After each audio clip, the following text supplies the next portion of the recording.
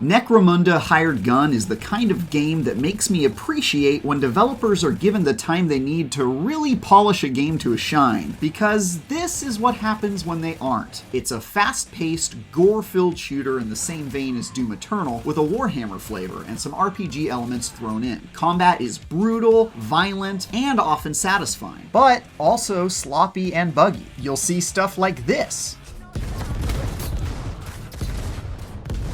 Or this. Or this. Or whatever the heck is happening here. And that really sucks the fun out of what should be a great time.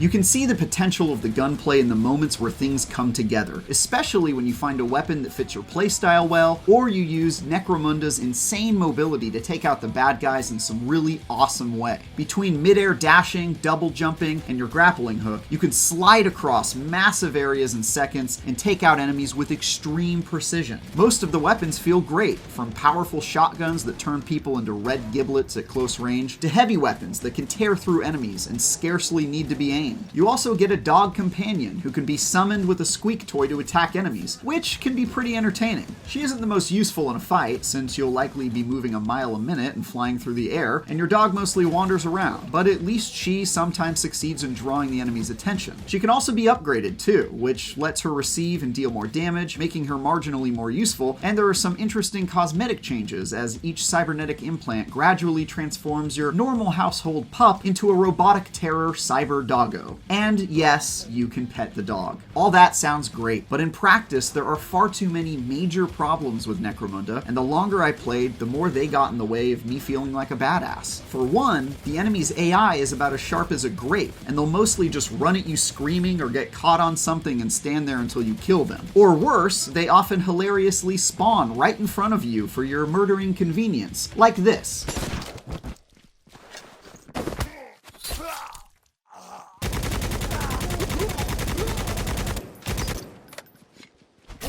And some of Necromunda's design choices are just puzzling. For example, the lion's share of enemies can be killed instantly with a melee attack, a la Doom's glory kills. Because the AI are a bunch of helpless goobers, more often than not, they'll run up to you while you're in an invulnerable animation. Hysterically, this sometimes leads to the bad guys literally forming a line in front of you, waiting for their turn to be gruesomely butchered.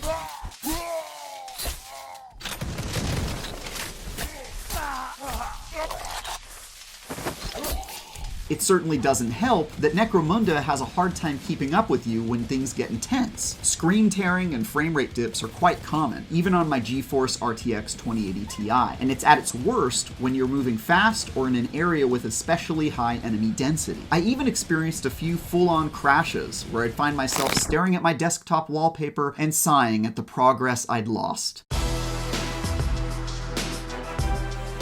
There's no interesting story to carry it through the rough parts either, because Necromunda's plot seems doomed almost from the start. As a mercenary, your character is as shallow as can be, and has almost no personal stake in any of the events throughout the campaign. Most quests start out with someone telling you about someone who needs killing. Your character replies with a short comment that usually amounts to wanting to be rich, then you're off to commit some war crimes. NPCs are equally shallow, with precisely zero memorable characters or reasons to pay much attention to what's happening with the story. The plot borders on being actually nonsensical in parts, and cutscenes are filled with truly unremarkable dialogue and awkward explanations with little payoff. It's disappointing because this all takes place in Warhammer 40k's bonkers sci-fi world where humanity has grown unchecked into something monstrous and unrecognizable. Instead of using the appealing setting to its advantage, Necromunda largely uses it as decoration for mindless action and gore. There's nothing wrong with turning your brain off for a while and enjoying some meaningless slaughter, in a video game anyway, but it certainly feels like wasted potential given all the lore and world-building Warhammer 40k has going for it, and Necromunda frankly needed all the help it could get. That said, the sights you'll see along the way are actually quite impressive. Each level is massive and provides plenty of opportunity to wall run and grapple across rooms as you conduct your orchestra of destruction. You'll see massive metal trains, creepy, derelict structures, and even an obligatory sewer level, each with plenty of nooks and and crannies hiding loot to be claimed, and enemies to be slaughtered. On the other hand, the campaign is short and ends with such little fanfare it actually made me laugh, but there are lots of side quests and repeatable content to keep you looting and shooting for much longer than the 6 to 8 hours the main missions offer. Side quests reuse areas from the campaign and amount to little more than kill 10 of this enemy type bounties, but many are at least more challenging than the story missions and offer enough credits to make it worth your while.